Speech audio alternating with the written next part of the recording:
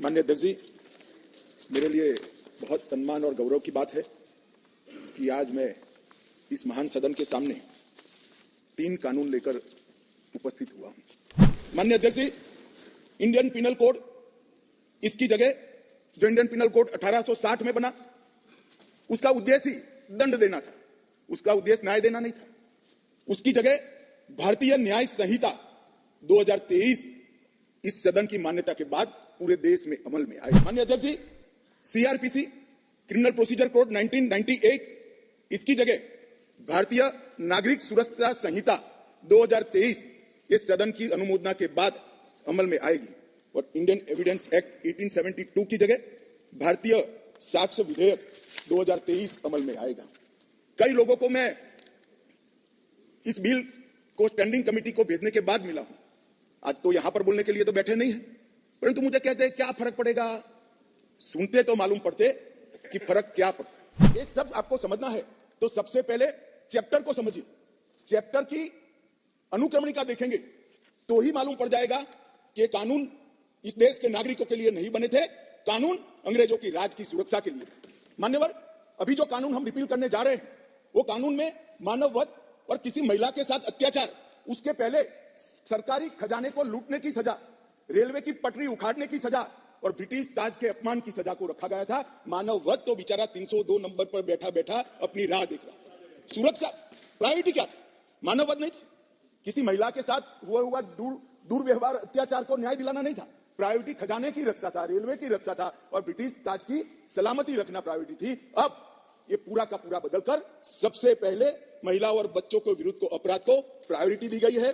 मानव शरीर पर प्रभाव डालने वाले विषयों को प्रायोरिटी दी है। उसके बाद में देश की सीमाओं की सुरक्षा को प्रायोरिटी दी है। उसके बाद में सेना, नौसेना, वायुसेना के संबंधित अपराधों को लिखा गया है। उसके बाद इलेक्ट्रोल अपराधों को लिखा गया है। उसके बाद सिक्के, करेंसी नोट, बैंक नोट और सरकारी स्टैंप के साथ छेड़खानी को लिया गया है और उसके बाद ब्ला ब्ला ब्ला बाकी सारी चीजें। मान्यवर, इसमें बहुत सारी चीजों पर हमने थ्रस्ट दिया है। आतंकवाद की व्याख्या अब तक किसी भी क्रिमिनल जस्टिस सिस्टम के कानून में नहीं थी। पहली बार मोदी सरकार आतंकवाद को अब व्याख्यायित करने जा रही है, जिससे इसका कोई लूपहोल्स उठाकर आगे फायदा न ले पाए। मान्यवर, इसके साथ साथ राजद्रोह को देशद्रोह में बदलने का काम किया। पहले राजद्रोह की व्याख्या की मैं आगे डिटेल में बताऊंगा। राज से मतलब शासन था, भारत नहीं था। किसी भी राज्यकर्ता के खिलाफ कोई भी कुछ बोलता था तो इसके पर अपराध राजद्रोह का कानून लग जाता था।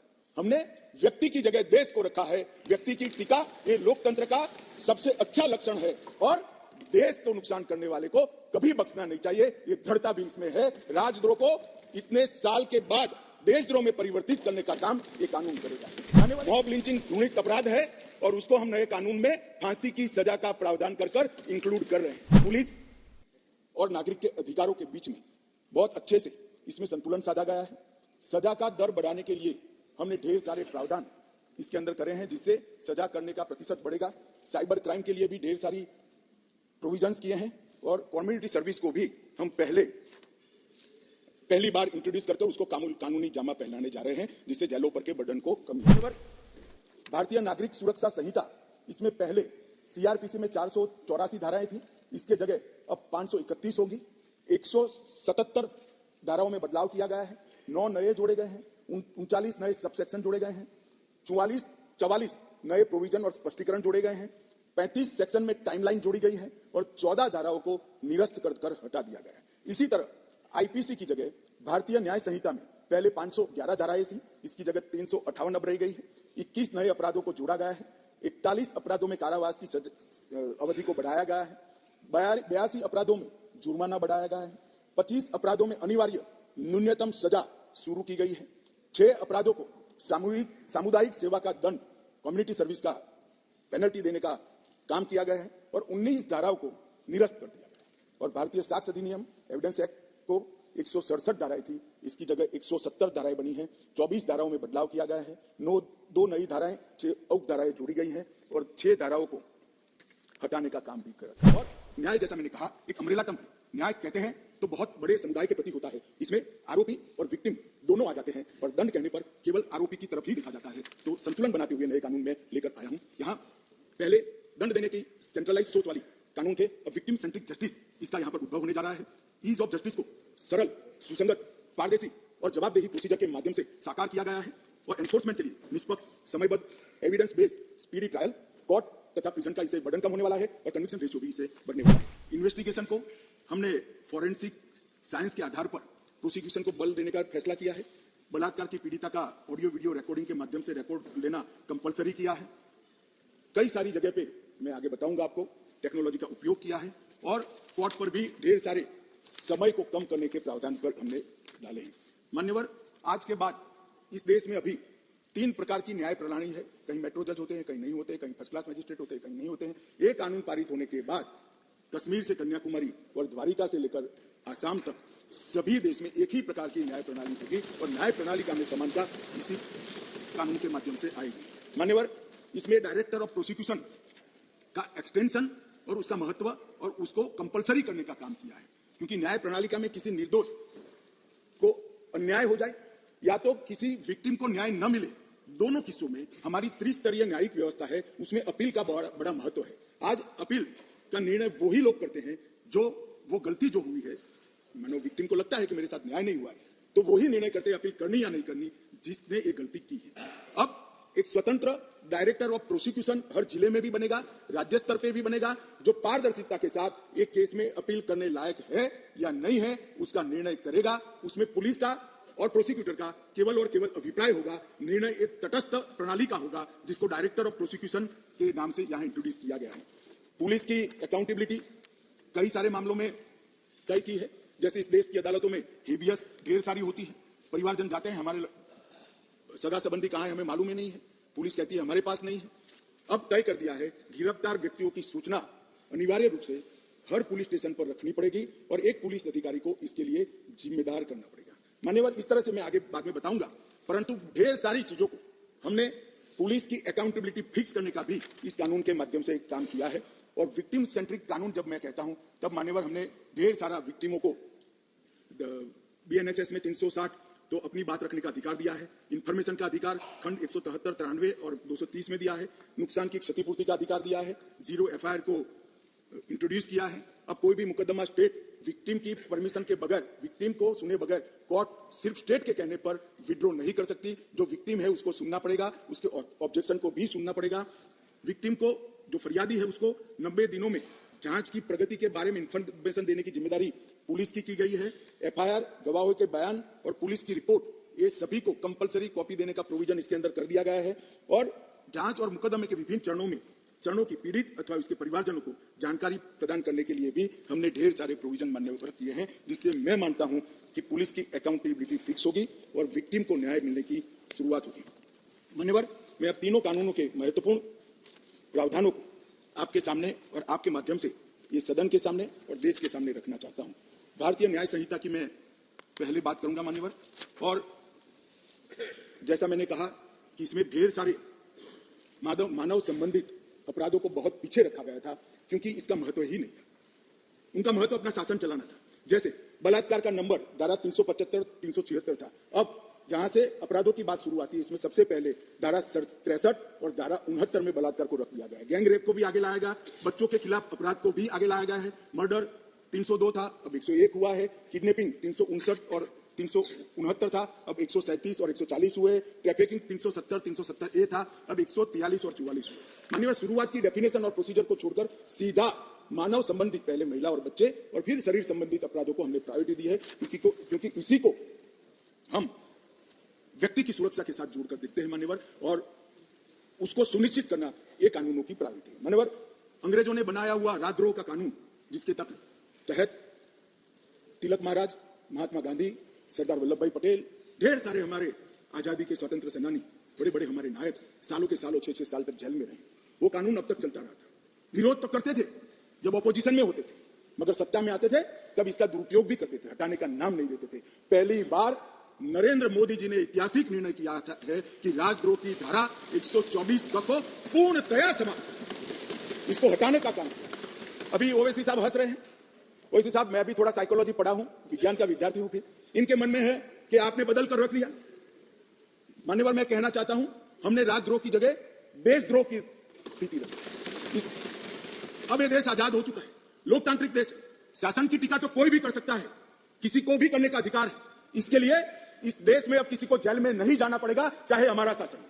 मैं फर्क समझाता रहा हूं, जो बड़े कटाक्षमय तरीके से ओवैसी साहब हंस रहे हैं इसलिए, मगर इस देश के खिलाफ कोई बोल नहीं सकता, इस देश के हितों को कोई नुकसान कर नहीं सकता। इस देश के झंडे, इस देश की सीमाएं, इस देश के संसाधनों के साथ अगर कोई खिलवाड़ करेगा तो निश्चित रूप से उसको जेल में जाना, और जेल में जाना चाहिए। मानिए, ये हमारी सरकार का ट्रस्ट है। इस देश की सुरक्षा किसी भी की सुरक्षा से सबसे ऊपर होनी चाहिए, सुप्रीम होनी चाहिए, सबसे पहले राष्ट्रपति। इसलिए जो लोग राजद्रोह हटाकर हम देशद्रोह की धारा लाए हैं, इनको अपने विचारों के कपड़े पहनाने का प्रयास करते हैं। इसलिए मैं इस पर डिटेल में बात करता हूं। मान्यवर, आईपीसी 124C, उसमें शब्द प्रयोग था सरकार के खिलाफ की गई बात। मेरी बात ध्यान से सभी सदस्य सुनो। अंग्रेजों ने बनाए हुए कानून में लिखा था 124C, सरकार के खिलाफ की गई बात। बीएनएस धारा 152 जो इसकी जगह आई है, भारत की संप्रभुता, एकता और अखंडता को तोड़ने वालों पर इस धारा का उपयोग है। वहां सरकार शब्द प्रयोग है, यहां देश है, भारत शब्द प्रयोग है। आईपीसी में आसन या प्रयोजन की बात नहीं की थी।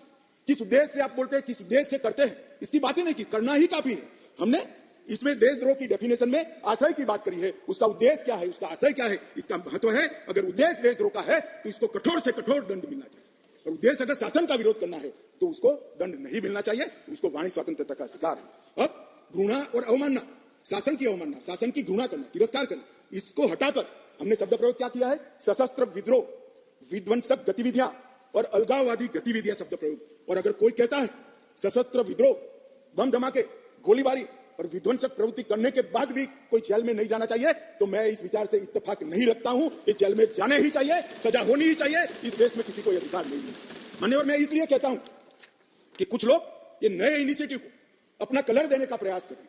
अगर आपका कलर, आपकी सोच, आपके विचार, आपकी नजर आपको मुबारक हो। हम तो संविधान की स्पिरिट को लेकर आगे चलने वाले लोग हैं। देश के खिलाफ जो कुछ करेगा उसको जरूर सजा होगी, ऐसा कानून में होना चाहिए।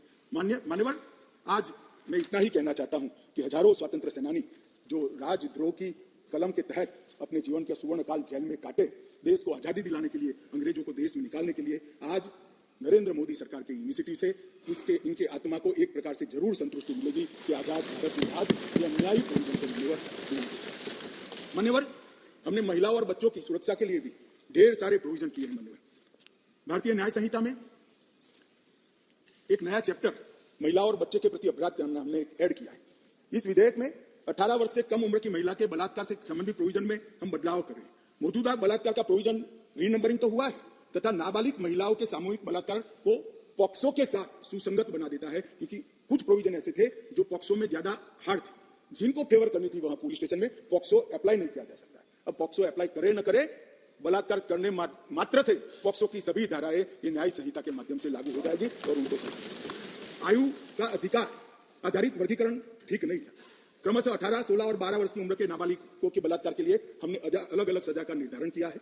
18 वर्ष से कम आयु की बच्चियों के मामले में आज जीवन कारावास और मृत्यु दंड का प्रावधान हमने किया है। मान्यवर, उनको फांसी की सजा। गैंग रेप के मामलों में 20 साल की सजा या जिंदा रहने तक की सजा का प्रावधान किया है, और 18 वर्ष से कम उम्र की स्त्री के साथ बलात्कार में फिर से फांसी की सजा को हमने यहां पर रखा है। मान्यवर, बलात्कार की परिभाषा के तहत भी एक एनोमली थी। सहमति से बलात्कार में 15 वर्ष की जो आयु डाली थी उसको बढ़ाकर हमने 18 साल किया है। तो 18 साल से कम आयु की बालिका के साथ कोई भी कुछ करेगा तो माइनर रेप के दायरे में घुस जाएगा। मान्यवर, इसके बाद जेंडर न्यूट्रल कानून बना है। कई जगह पे कई सारी चीजें छूट गई थी। लड़के और लड़कियों के व्यापार जो एक घृणित अपराध है, इसमें सिर्फ लड़कियों का जिक्र था, वहां लड़कों को भी डाल दिया गया है। और आईपीसी की धारा 366A में भी नाबालिग लड़की के साथ बच्चे का भी जिक्र कर इसको जेंडर न्यूट्रल बनाने का हमने प्रयास किया है। मान्यवर, आतंकवादी कृत्य को इतने सालों के बाद 1 लाख से ज्यादा लोग आतंकवाद की बलि पर चढ़ने के बाद 75 साल के बाद पहली बार आपराधिक न्याय कानूनों में जगह देने का काम नरेंद्र मोदी सरकार करेगा। हमारा वादा था मान्यवर इस देश की जनता को कि हम आतंकवाद के खिलाफ जीरो टॉलरेंस की नीति रखेंगे, और आतंकवाद की व्याख्या ही नहीं थी। कुछ सांसदों ने, मैं बाद में जवाब देता हूं, कहा कि यूएपीए में है, मगर जहां उनके प्रभाव वाली सरकारें थी वहां यूएपीए को लगाते नहीं थे। आतंकवादी कृत्य कर सादे गुना की सजा में निकल जाते थे। अब हमने ये मूल कानून के अंदर ही आतंकवाद का जिक्र कर ऐसे लोगों को जेल के बाहर आने का रास्ता लगभग असंभव कर दिया। मुझे मालूम है कुछ लोगों को बड़ी तकलीफ हुई, बताया भी है, मैंने भाषण पढ़े, मुझे तो आश्चर्य हो रहा है। इस देश के कानून में आतंकवाद को रोकने की धारा है और इस सम्मानीय सदन का कोई व्यक्ति उसको मानव अधिकार के नाम से विरोध करे। आतंकवाद ही मानव अधिकार का सबसे बड़ा हनन करता है। जो आतंकवाद फैलाता है आतंकवादी कृत्य करता है, जिसका जो विक्टिम होता है इसके मानव का अधिकार का हनन आतंकवादी कृत्य करने वाला व्यक्ति करता है और उसको कठोर से कठोर सजा मिलती है। और मुझे आश्चर्यचकित, मैं यहां बैठा होता तो टोकता भी, रोकता भी, प्रयास भी करता कि इसको सदन के रिकॉर्ड का हिस्सा न बनने दिया। आप एक्सपोज हो रहे हो, मगर मैं था नहीं, मैंने पढ़ा। इसका बचाव करते हैं। किस जमाने में जी रहे? अंग्रेजों का शासन नहीं है, कांग्रेस का शासन नहीं है, ये भारतीय जनता पार्टी और नरेंद्र मोदी का शासन है। यहां पर आतंकवाद को बचाने की कोई दलीलें काम में नहीं ली जाएगी, परंतु इसके दुरुपयोग न हो इसके लिए इसकी व्याख्या भी हमने बड़ी स्पष्ट की है। मान्यवर, इसकी व्याख्या की है, क्या की है? जो कोई भारत की एकता, अखंडता, संप्रभुता, सुरक्षा और आर्थिक सुरक्षा की प्रभुता को खतरे में डालता है और किसी भी वर्ग में आतंक फैलाने का प्रयास करता है आइदर और साइड से, उसको आतंकवादी घटना कहा जाएगा। उसका विवरण दिया है। डायनामाइट, विस्फोटक पदार्थ, जहरीले गैस, न्यूक्लियर का उपयोग, ऐसी घटनाओं में जब कोई भी मृत्यु होती है तो ये घटना करने वाला आतंकवादी कृत्य में लिप्त माना जाएगा। अब इसमें कहां दुरुपयोग की गुंजाइश है? मगर मन में एक भय पड़ा है। मान्यवर, वो भय से ये विरोध जन्म लेता है और मैं तो मानता हूं ये भय तो रहना ही चाहिए, रहना ही चाहिए, रहना ही। जो आतंकवादी कृत्य करते हैं उनके प्रति कोई दया भाव नहीं होना चाहिए। कठोर से कठोर इनके लिए कानून का प्रावधान होना चाहिए और ये नरेंद्र मोदी सरकार का उचित ही निर्णय है कि आतंकवाद के लिए ये कानून में हमने जगह दी है। इसके बाद भारत सरकार, किसी राज्य सरकार, विदेश की सरकार, अंतरराष्ट्रीय सरकारी संगठन के सुरक्षा को बाधित करने वाले कृत्य भी आतंकवादी माने जाएंगे। मान्यवर, मैं नहीं मानता इसमें कहीं पर भी कोई गुंजाइश बची है कि इसका। मान्यवर, संगठित अपराध की भी पहली बार व्याख्या की गई है। कई राज्य और राज्यतर गैंगे संगठित अपराध करती हैं, इसके लिए कोई विशेष कानून नहीं था। इसके अंदर हमने साइबर अपराध को, आर्थिक अपराध को, भूमि हत्याना को, हथियारों की व्यापार को, डकैती को और मानव लोगों की तस्करी करने, व्यक्तियों की मानव तस्करी में, ये सभी को इसके अंदर रखा है। आर्थिक अपराध की भी हमने व्याख्या की है। करेंसी नोट, बैंक नोट, सरकारी स्टैंप का कुटकरण, हवाला व्यवहार और बड़े पैमाने पर वित्तीय कपट और आर्थिक व्यवस्था को तोड़ने के सभी प्रयास, इसको भी आर्थिक अपराध की व्याख्या की तरफ पहली बार लाने का काम नरेंद्र मोदी जी कर रहे हैं और इससे मुझे लगता है कि न्यायपालिका का काम काफी सरल हो जाएगा। मान्यवर, एक मैं स्पष्टीकरण करना चाहता हूं कि गैर इरादतन हत्या जो थी, अकस्मात जिसको कहते हैं, इसमें हमने दो हिस्से किए। अकस्मात तो किसी भी व्यक्ति से किसी भी स्थिति में हो सकता है। एक गाड़ी चलाता रहा एक व्यक्ति और रास्ते में कोई भी बेध्यान हुआ या कोई रश कर आ गया और अकस्मात हो गया। अकस्मात करने के बाद वो व्यक्ति स्वयं उसको पुलिस स्टेशन या तो हॉस्पिटल ले जाता है, तो इसके लिए कम सजा का प्रावधान किया है। और हिट एंड रन केस, मरता हुआ छोड़कर कोई भाग जाता है तो इसके लिए हमने 10 साल की सजा का प्रावधान किया है। और मैं मानता हूं कि इससे हिट एंड रन के केस में काफी कमी आएगी। पर ये करते करते जो डॉक्टरों की नेग्लिजेंसी से अगर किसी की मृत्यु आती है तो वो भी गैर इरादतन हत्या में आ जाती है, इसकी भी सजा बढ़ गई। तो हमने इसको एक, मैं आज ऑफिशियल अमेंडमेंट लेकर आऊंगा, डॉक्टरों को इससे मुक्त कर दिया है। इंडियन मेडिकल एसोसिएशन ने मेरे सामने रजूआत करी थी, हमने इसको मुक्त करने का प्रावधान किया। मान्यवर, मॉब लिंचिंग का नया प्रावधान हम लेकर आए हैं। नस्ल, जाति, समुदाय या किसी शंका के आधार पर एक टोला एकत्रित होकर किसी को मार देता है तो उसमें मैक्सिमम फांसी तक की सजा की है। स्नैचिंग के लिए कोई कानून नहीं था, चैन स्नैचिंग होते थे, मोबाइल होते थे और अलग अलग धाराओं में अंत में कानून के गैप का फायदा उठाकर वो छूट जाते हैं थे। स्नैचिंग के लिए भी हमने कानून लाया है। और मान्यवर, गंभीर चोट का जो कानून था इसमें भी हमने 2 डिवीजन करे हैं। किसी ने किसी के सर पर लाठी मार दी, इंजर्ड हुआ तो उसको सजा तो होनी चाहिए, परंतु लाठी मारने के कारण वो ब्रेन डेड हो गया या अपाहिज हो गया तो इसकी सजा इतनी नहीं होनी चाहिए। तो संपूर्ण अपाहिजता या तो ब्रेन डेड के केस में हमने 10 साल तक का कठोर दंड देने का प्रावधान किया है, इसको सेपरेट किया है। मान्यवर, गंभीर चोट का जो खंड 117 है उसमें 10 साल की उम्र कैद का हमने प्रावधान किया। इसके अलावा भी ढेर सारे बदलाव किए मान्यवर, मैंने प्रमुख बदलाव भी आपके सामने। अब मैं भारतीय नागरिक सुरक्षा संहिता की बात करूंगा। मान्यवर, इस देश में न्याय प्राप्त करने में सबसे बड़ी बाधा है तो गरीबों के लिए तो आर्थिक बाधा है, मगर हमारे संविधान ने इसकी योजना बनाई। गरीब से गरीब व्यक्ति को शासन के द्वारा वकील भी दिया जाता है, न्याय भी मिलता है, परंतु न्याय मिलता ही नहीं। कल ही मुझे माननीय रक्षा मंत्री में बिल पेश कर रहा था, बता रहे थे 2003 में कोई एक्सीडेंट हुआ था, इसका साक्षी का सेवन 2023 में कल ही माननीय रक्षा मंत्री जी के साथ आया। सजा कब होगी वो तो अभी किसी को मालूम नहीं। मानिए सालों के सालों तक तारीख पे तारीख पढ़ते रहते हैं। पुलिस न्यायपालिका को दोषी करती है, सरकार पुलिस और न्यायपालिका दोनों को दोषी करते हैं, और पुलिस और न्यायपालिका बैठती है तो सरकार को दोषी करती है। सब एक दूसरे के पीछे कानून का सहारा लेकर हमने इस कानून में ढेर सारी चीजों को हमने स्पष्ट कर दिया। मैं इसको बहुत बारीकी से बताना चाहता हूं मान्यवर, क्योंकि ये समझना कानून बनाने वालों के लिए बहुत महत्वपूर्ण। मान्यवर, पुलिस द्वारा दंडित कार्यवाही सीआरपीसी में कोई समय निर्धारित नहीं। आप एक कंप्लेन देते हो, इसका संज्ञान वो 10 साल के बाद भी ले सकते हैं। अब 3 दिनों के अंदर ही एफआईआर दर्ज करनी होगी अगर प्राथमिक जांच होगी, इसको कंपलसरी करते हैं। और 3 से 7 साल की सजा के मामले में 14 दिनों के अंदर प्रारंभिक जांच, आरोप सही है या गलत है, इसका प्रारंभिक जांच देकर एफआईआर करनी पड़ेगी। तो ज्यादा से ज्यादा आप 14 दिन तक प्रारंभिक जांच कर सकते हो, और छोटी सजा है तो 3 दिन के अंदर ही एफआईआर रजिस्टर करनी पड़ेगी। सबसे पहली न्याय में समय की कटौती यहां होगी। अब जांच रिपोर्ट जो जिला मजिस्ट्रेट को भेजना है, इसके लिए भी कोई समय के प्रावधान नहीं था, कर दिया। अब 24 घंटे में तलाशी रिपोर्ट के बाद 24 घंटे में उसको न्यायालय के सामने रख दिया जाएगा, आप उस पर बैठ नहीं सकते हो। मेडिकल प्रैक्टिशनर और चिकित्सा जांच की रिपोर्ट, मेडिकल हुआ, कोई समय मर्यादा नहीं। जब उसकी आत्मा कहेगी, जब उनको समय होगा, सारी परेशानियों से वो मुक्त हो जाए तब देंगे। अब हमने बिना किसी देर से बलात्कार पीड़िता की रिपोर्ट को भी 7 दिन के अंदर पुलिस थाने में और न्यायालय में डायरेक्ट भेजने का काम हमने यहां निश्चित किया। मान्यवर, पहले चार्जशीट का समय नहीं, 60 से 90 दिन में चार्जशीट करने का एक कानूनी प्रोविजन था, परंतु री इन्वेस्टिगेशन, मेरी जांच चालू है, ऐसा कर सालों सालों तक चार्जशीट लटकाए जाते थे, केस लटकाए जाते थे और लोग केस से परेशान होते। हमने कह दिया कि 60 से 90 दिन का जो समय था वो तो रहेगा, और 90 दिन के बाद और 90 दिन तक ही फर्दर इन्वेस्टिगेशन कर पाओगे। अगर 90 दिन के बाद फर्दर इन्वेस्टिगेशन करना है तो कोर्ट से ऑर्डर लेना पड़ेगा। चार्जशीट को आप 180 दिन के बाद पेंडिंग नहीं रख सकते हो। ये हमने प्रोविजन कर ट्रायल जल्दी हो इसके लिए शुरुआत कर दी।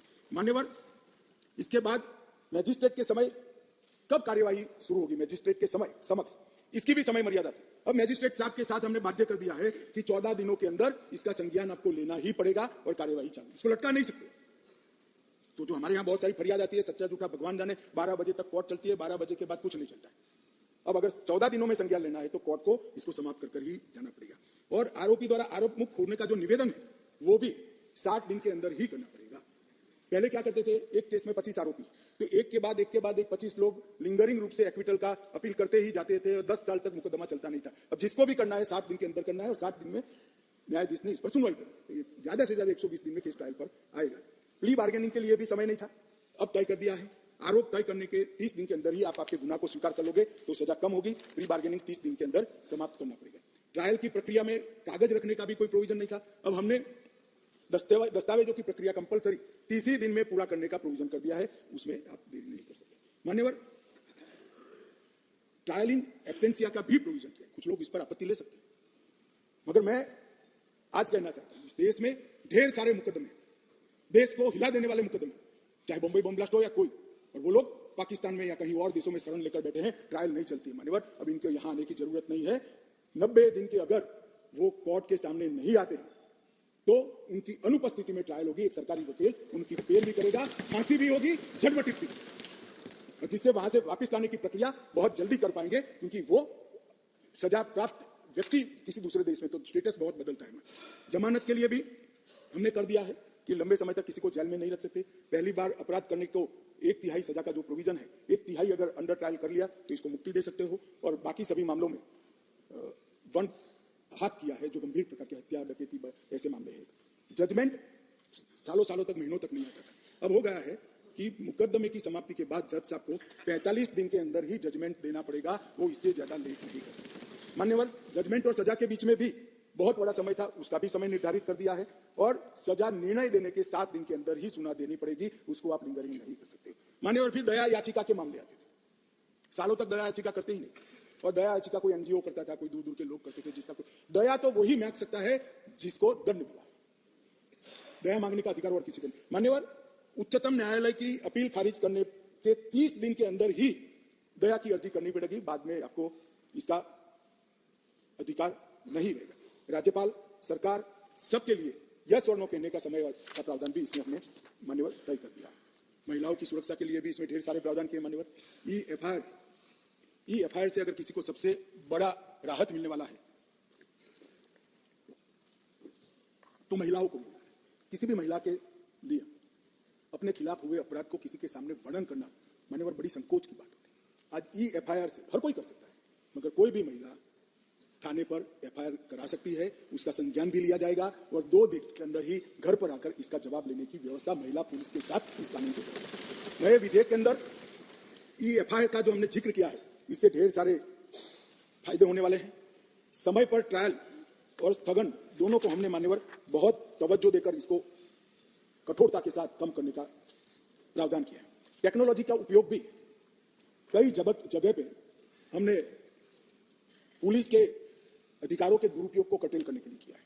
क्राइम सीन, इन्वेस्टिगेशन, ट्रायल, ये तीनों चरण में हमने टेक्नोलॉजी के उपयोग को तवज्जो दी है। पुलिस जांच में पारदर्शिता और जवाबदेही इससे निश्चित रूप से सुनिश्चित तो होगी ही होगी, परंतु सबूतों की गुणवत्ता में भी सुधार होगा। विक्टिम और आरोपी दोनों के अधिकारों की रक्षा होगी। मान्यवर, FIR से केस डायरी से चार्जशीट, वहां से जजमेंट तक की पूरी प्रक्रिया को डिजिटलाइज करने का हमने कानूनी प्रावधान इस कानून के अंदर लेकर आए। एविडेंस, तलाशी और जब्ती तीनों में वीडियो रिकॉर्डिंग की हमने कंपलसरी प्रोविजन किया है। कोई भी घर पे जाकर पुलिस जब्ती करती है तो उसका वीडियो रिकॉर्डिंग किया जाएगा, एविडेंस कलेक्ट करते हो उसका भी हो जाएगा और तलाशी का भी हो जाएगा।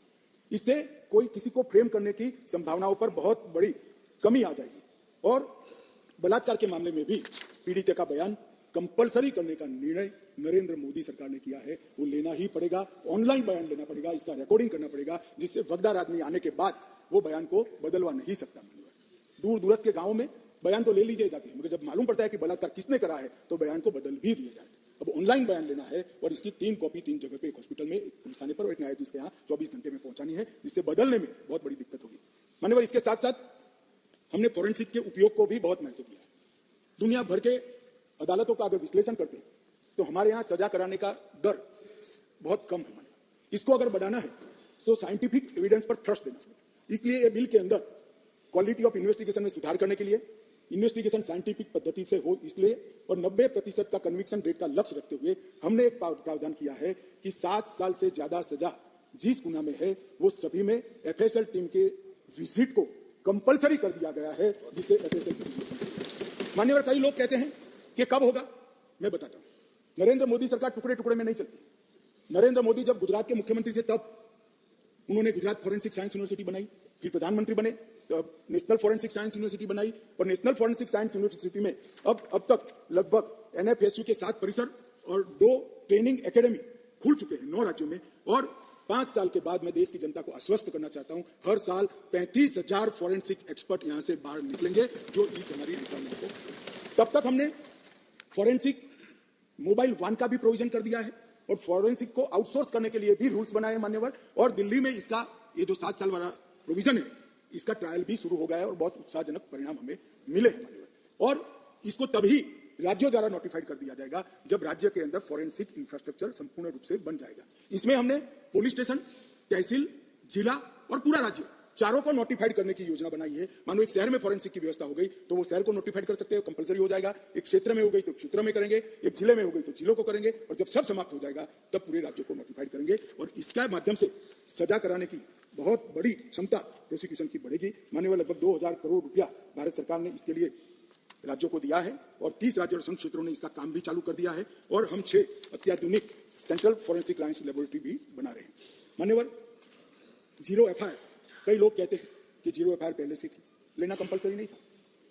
आपको कोई भी व्यक्ति ना बोल सकता, इसकी कोई कानूनी धारा भी नहीं थी जिससे इसकी पुष्टि हो जाए। अब विक्टिम कोई भी पुलिस स्टेशन में जाएगा, कहीं पर भी रहता हो, इसकी FIR लेकर 24 घंटे में इसके कंसर्न पुलिस स्टेशन में ट्रांसफर कंपलसरी करनी पड़ेगी। ये 0 नंबर की FIR विक्टिमों के लिए बहुत बड़ा आशीर्वाद होने वाला है, क्योंकि दबंग ध्यान पुलिस स्टेशन का ही रखता है कि मेरे खिलाफ फरियाद लिखवाने गए या नहीं गए, वो ध्यान रखता ही रह जाएगा। किसी भी थाने में FIR रजिस्टर हो जाएगी, ऑनलाइन रजिस्टर हो जाएगी और उसको बुलाना पड़ेगा। इसके साथ साथ प्रत्येक जिले में और प्रत्येक थाने में एक पुलिस अधिकारी को हमने पदनामित किया है, जो कोई भी आएगा तो गिरफ्तारी में जो लोग हैं इसकी सूची उसको बतानी पड़ेगी।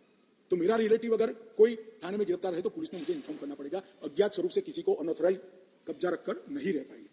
पुलिस अधिकारी ने 90 दिन के भीतर विक्टिम को जांच की प्रोग्रेस पत्र से या तो डिजिटल माध्यम से देना होगा। यौन हिंसा के माध्यम से पीड़िता का बयान महिला न्यायिक मजिस्ट्रेट द्वारा रिकॉर्ड करना है। अगर वो नहीं उपलब्ध है, ज्यादा इंजर्ड हुए हैं, तो महिला पैरा मेडिकल स्टाफ की उपस्थिति में इसको दर्ज किया जाएगा। यौन उत्पीड़न के बयान को यही है जो मैंने कहा। और जहां तक हो सके बयान रिकॉर्ड करते वक्त इसके माता पिता या अभिभावक को भी उपस्थित रखने का प्रयास किया जाएगा। हमने बहुत सारे सरलता लाने के लिए भी प्रयास किया है, जैसे समरी ट्रायल में अब तेजी आ जाएगी। पहले 2 वर्ष तक थे, अब 3 वर्ष तक कर दिए हैं। कम गंभीर मामलों में अब समरी ट्रायल हो जाएगा तो ट्रायल जल्दी होगी। सिविल सर्वेंट के विरुद्ध प्रोसिक्यूशन, जो सरकारी अधिकारियों के खिलाफ गुना रजिस्टर होते थे, उसको मंजूरी की जरूरत होती थी। सालों तक बाबू मंजूरी देने ही नहीं देते थे। अब अगर 120 दिन में रिजेक्शन नहीं आता है तो उसको मंजूरी मांगकर सरकारी अधिकारियों के खिलाफ केस चला लिया है, तो अब इस पर कोई बैठ नहीं सकता। सिविल सर्वेंट, एक्सपर्ट पुलिस अधिकारी, उसको जवाब देने के लिए ट्रांसफर होते रहते, मान्यवर प्रमोशन होते रहते हैं। जब डीजी बनते हैं तब डीएसपी के जवाब देने जाने, अब वो ही पद पर बैठा हुआ व्यक्ति फाइल के आधार पर जवाब देगा। वो व्यक्ति को आने की जरूरत नहीं है। और कोर्ट को अगर जरूरत लगेगी तो ऑनलाइन इसकी गवाही लेने का प्रावधान भी मान्य हमने कर दिया। जमानत और बॉन्ड को सुस्पष्ट नहीं किया गया था, अब हमने जमानत और बॉन्ड को सुस्पष्ट कर दिया है।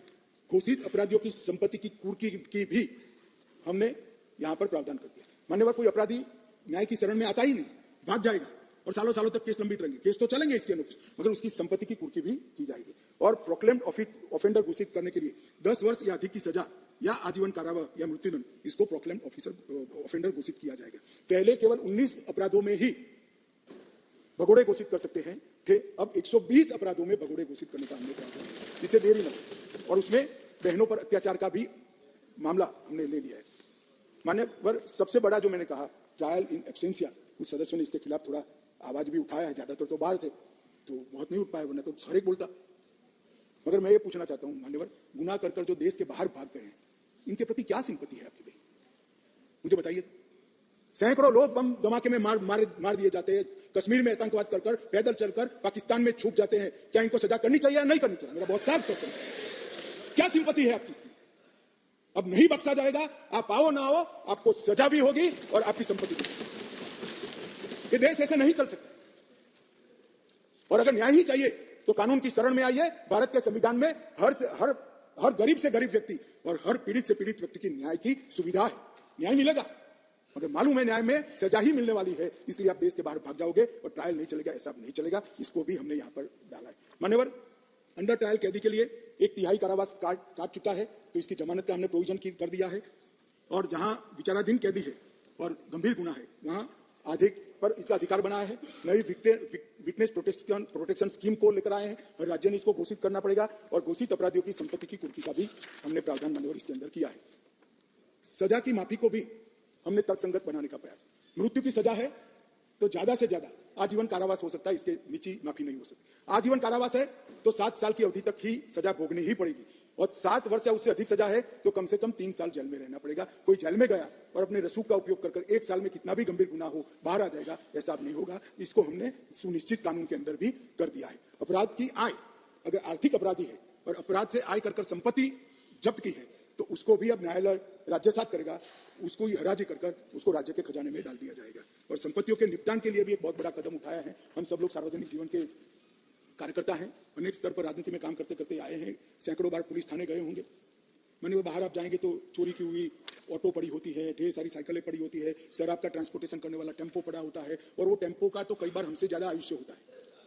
1950 में पकड़ा, मगर केस पड़ा रहा है तो पूरा एक बड़ा मैदान पुलिस स्टेशन का परेड का इसी संपत्तियों से लिप्त हो जाता है। माने और हमने कह दिया है कि देश के पुलिस स्टेशनों में बड़ी संख्या में जो संपत्तियां पड़ी है, अदालत के मजिस्ट्रेट को इसकी वीडियोग्राफी फोटोग्राफी कर अदालत की सहमति से 30 दिनों के भीतर भी इसको बेच दिया जाएगा, हराजी कर दी जाएगी और वैसे कोर्ट केस में तो सारे पुलिस स्टेशन साफ हो जाएंगे। तकलीफ तो होगी कुछ लोगों को, मगर उसका रास्ता मेरे पास नहीं है मान्यवर। कब तक 20-20 साल तक करो, वो व्हीकल भी किसी के उपयोग का नहीं है, तो वो मालिक को वापिस भी मिल जाए तो कोई इसका फायदा न उठा पाए। इस तरह से हमने भारतीय साक्ष्य अधिनियम में ढेर सारे बदलाव किए मान्यवर। इलेक्ट्रॉनिक रिकॉर्ड को हमने दस्तावेज की परिभाषा में शामिल कर दिया है। अब किसी भी प्रकार का इलेक्ट्रॉनिक रिकॉर्ड को दस्तावेज बना देगा। पेन ड्राइव के अंदर चार्जशीट दिया जाएगा, पेन ड्राइव के अंदर कोर्ट को भी चार्जशीट दिया जाएगा, पेन ड्राइव के अंदर विक्टिम को भी दिया जाएगा, लॉयर्स को। इलेक्ट्रॉनिक रूप से प्राप्त बयान साक्ष्य की परिभाषा में शामिल कर दिया गया। इलेक्ट्रॉनिक और डिजिटल रिकॉर्ड को प्राथमिक साक्ष्य के रूप में मानने के लिए अधिक मानक जोड़े गए हैं और इसकी उचित कस्टडी, स्टोरेज, ट्रांसमिशन और ब्रॉडकास्ट, इसके लिए भी कानूनी जामा पहनाकर एक प्रक्रिया सुनिश्चित कर दी गई है। मान्यवर, दस्तावेजों की जांच करने के लिए मौखिक और लिखित स्वीकारोक्ति के लिए एक कुशल व्यक्ति के साक्ष्य को शामिल करने का हमने कंपलसरी किया है। इलेक्ट्रॉनिक या डिजिटल रिकॉर्ड की कानूनी स्वीकार्यता अब पहली बार कोर्ट में कोई चैलेंज नहीं कर पाएगा और इलेक्ट्रॉनिक साक्ष्य जमा करने के लिए प्रमाण पत्रों को भी अनुसूची में जोड़ दिया गया। माननीय, इसके लिए हमने ढेर सारी भय स्थानों के लिए भी बड़ी एक्सरसाइज की। नेशनल फॉरेंसिक साइंस यूनिवर्सिटी के साइबर क्राइम के एक्सपर्ट्स, इलेक्ट्रॉनिक मामलों के एक्सपर्ट्स, बीपीआरएनडी और गृह मंत्रालय के अधिकारियों की एक टीम ने महीनों तक काम कर कुछ अनुभवी न्यायाधीशों से भी परामर्श कर इस पूरी प्रक्रिया को चिन्हित कर दिया गया। मान्यवर, मैं इतना सुनिश्चित कह सकता हूं कि जब इसका संपूर्ण अमल देश के हर थाने में हो जाएगा, मान्यवर, हमारी न्यायिक प्रक्रिया दुनिया में सबसे आधुनिक में आधुनिक न्यायिक प्रक्रिया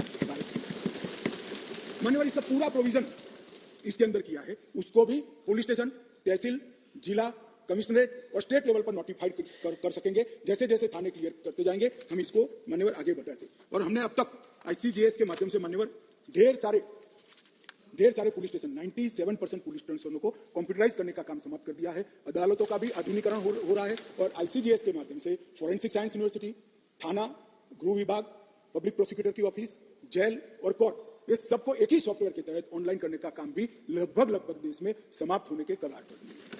और इसके माध्यम से ढेर सारी देरी से हमारे जो न्याय मांगने के लिए जाने वाले नागरिक हैं उनको राहत मिलेगी और न्याय जल्दी से मिलेगा। माननीय, इसके साथ हमने स्मार्टफोन, लैपटॉप, मैसेजेस, वेबसाइट और लोकेशनल साक्ष्य को सबूत की परिभाषा में शामिल किया है। आरोपियों, विशेषज्ञों, पीड़ितों इलेक्ट्रॉनिक माध्यम से कोर्ट के सामने उपस्थित होने की अनुमति दी है और इलेक्ट्रॉनिक या डिजिटल रिकॉर्ड को स्वीकृतता को इसकी एनफोर्समेंट करने के लिए भी पूरी प्रक्रिया को हमने कानून के अंदर जगह दे दी है। और इसके माध्यम से एफएसएल यूनिवर्सिटी उचित समय पर इसमें जो नई तकनीक आती जाएगी इसको भी समाहित करने का सुझाव समय समय पर देती जाएगी, इसको हम समाहित करेंगे। मान्यवर, ये चर्चा में कुछ सदस्यों ने अलग अलग प्रकार के सवाल उठाए। एक तो पहले ही मैंने जवाब दिया, आतंकवादी कृत्य के लिए यूएपीए अगर उपलब्ध है तो फिर इसमें आतंकवादी कृत्य का समाहित करने का क्या तर्क है। मान्यवर, एक आतंकवादी कृत्य के लिए एक ही जगह गुना रजिस्टर होगा, करने वालों को डरने की जरूरत नहीं है। दो कानून अप्लाई नहीं होंगे, मगर कई जगह पे आतंकवादी कृत्य होने के बाद यूएपीए लगाते नहीं है और सीआरपीसी में आज तक आतंकवाद की व्याख्या ही नहीं थी और बचकर निकल जाते थे। उनके बचने के सारे रास्ते इस कानून के माध्यम से हमने बंद कर दिए और मुझे मालूम नहीं पड़ता इसमें आपत्ति क्या है। आपत्ति सिर्फ संसद में रखनी नहीं चाहिए, इसके आशय भी बताने चाहिए। ये आपत्ति दर्ज कर हम किसको बचाना चाहते हैं। मान्यवर, बीएनएस के 69 के खंड में पहचान छिपाने का दुरुपयोग किया जा सकता है, ऐसा एक आशंका व्यक्त किया। मैं इसके लिए कहा कि उन महिलाओं को सुरक्षा प्रदान की गई है जो शादी के झूठे वादों की वजह से व्यक्ति की पहचान छिपाना चाहते हैं। इसमें और कोई बच नहीं पाएगा, मैं सदन को आश्वस्त करना। मान्यवर, एक आया कि दया की याचिका मामले में थर्ड पार्टी को अधिकार देना चाहिए। मैं बिल्कुल खिलाफ। अगर जिस व्यक्ति ने गुनाह किया है उसको अपने गुनाह का एहसास ही नहीं है, पछतावा ही नहीं है, तो दया शब्द पर इसका कोई अधिकार नहीं है। जिसको गुनाह करकर अगर पछतावा नहीं होता है उसको दया का कोई अधिकार नहीं है। दया का अधिकार उसी का बनता है जो बाद में बोले हरसिमरत, मैं समझ रहा हूं आप क्या कहना चाहते हैं। दया का अधिकार उसी को बनता है जो अपने कृत्य को से पछतावा करता है। कोई व्यक्ति आतंकवादी कृत्य करेगा और जेल में जाएगा और फिर कहेगा कि मैं तो नहीं मांगता, मेरी मन स्वीकारने के लिए तैयार नहीं है, मैंने कृत्य किया, और इस पर दया की जाए, मैं सहमत नहीं हूं साहब, ऐसा कभी नहीं हो सकता।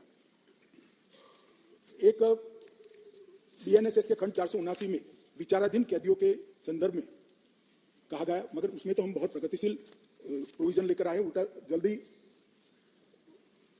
छूट जाएंगे वो, क्योंकि 21 सजा होते ही उनको जमानत देने का हमने प्रोविजन किया है, जो पहले कानून नहीं था, और उसके पहले कोर्ट तो दे ही सकती है जमानत। दूसरा है वीडियोग्राफी के प्रयोजन केवल तलाशी तक क्यों है, गिरफ्तारी और पुलिस बयान दर्ज करने के।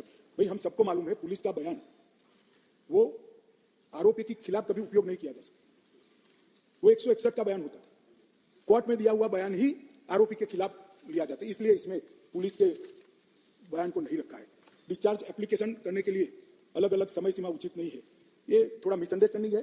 खंड 250 और 262 अलग अलग प्रकार के ट्रायल के लिए ओएसीडी सेशन कोर्ट में ट्रायल केस के मैजिस्ट्रेट द्वारा सेशन कोर्ट में कमिट होने के बाद जो शुरू होता है, इसके लिए खंड 250 है, और मैजिस्ट्रेट के द्वारा जो ट्रायल होता है इसके लिए खंड 262 है, तो दो अलग अलग ही है।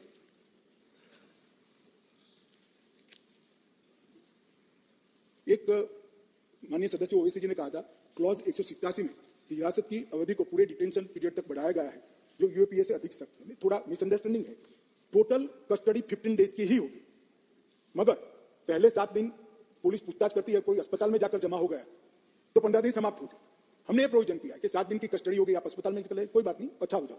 अच्छा होने के बाद वो 8 दिन के लिए तो फिर आना ही पड़ेगा। तो टोटल कस्टडी को तो हमने 15 दिन का ही रखा है, और मीनवाइल कोर्ट जमानत भी दे सकती है, प्रोविजन को भी हमने रखा है, तो इसकी जमानत पर भी असर नहीं होगी और तो कुल दिन भी नहीं बदलेगी। डी के बासु मामले में दिए गए निर्देशों को शामिल नहीं किया है। हमने भारतीय नागरिक सुरक्षा संहिता में खंड 37 में बदलाव ही कर दिया है, और हर जिले और हर थाने में एक अधिकारी को हमने नामित किया है, जिससे कस्टडी का ब्यौरा देना पड़ेगा।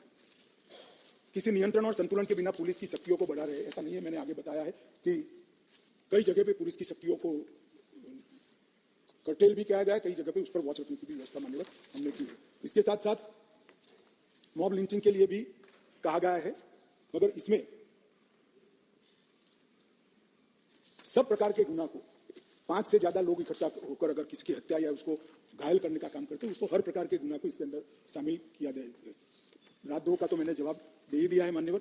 इसके बाद भर्तरुई मेहताब जी ने 2-3 प्रोविजन किए थे, मगर क्लॉज 152 और संगठित अपराध 111 और ये दोनों को जब बिल फिर से पेश किया गया, इसमें बदलाव कर ही आपके सुझाव बिल के बदलाव में हमने समाहित किया गया है। और दूसरा उन्होंने कहा फॉल्स और मिसलीडिंग शब्दों का सवाल है उसमें, इसको मैं मानता हूं कि गलत सूचना फैलाने के मामले को भी इसके अंदर समाहित करना चाहिए। उस दृष्टि से हमने इसको समाहित किया है मान्यवर। और एक प्रकार से इसके दुरुपयोग न हो, इसके लिए भी हमने ढेर सारे प्रोविजन और चेक बैलेंस इसके अंदर रखने का प्रयास किया है। हरसिमरत बहन ने पुलिस हिरासत के बारे में कहा, इसका मैंने जवाब दे ही दिया है। पुलिस स्टेट बन जाएगा, कोई पुलिस स्टेट हमारे शासन है तब तक नहीं बनेगा। मैं पूरे सदन को आश्वासन देना चाहता हूं, पुलिस स्टेट से बाहर आने के लिए कानून आए हैं, पुलिस स्टेट बनाने के लिए ये कानून नहीं आए।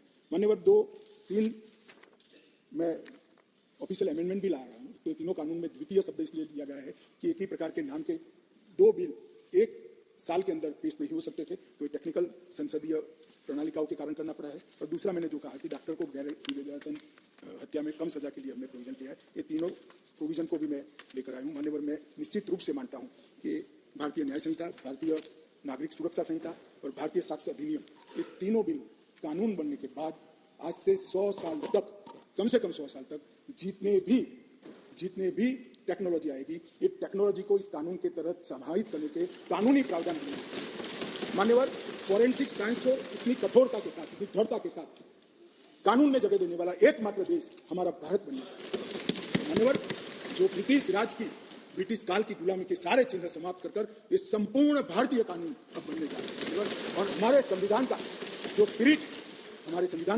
है, सबके साथ न्याय और भारतीय अवधारणा दंड और न्याय की है, इसके आधार पर, इसके बेसिस पर कानून बनने जा रहे हैं। मैं आपके माध्यम से सदन के सभी सदस्यों का आशीर्वाद मांगता हूं कि इसमें आप सहमति दीजिए। और मोदी जी का एक और वादा आज इस कानूनों के माध्यम से देश की जनता को दिया जा रहा है।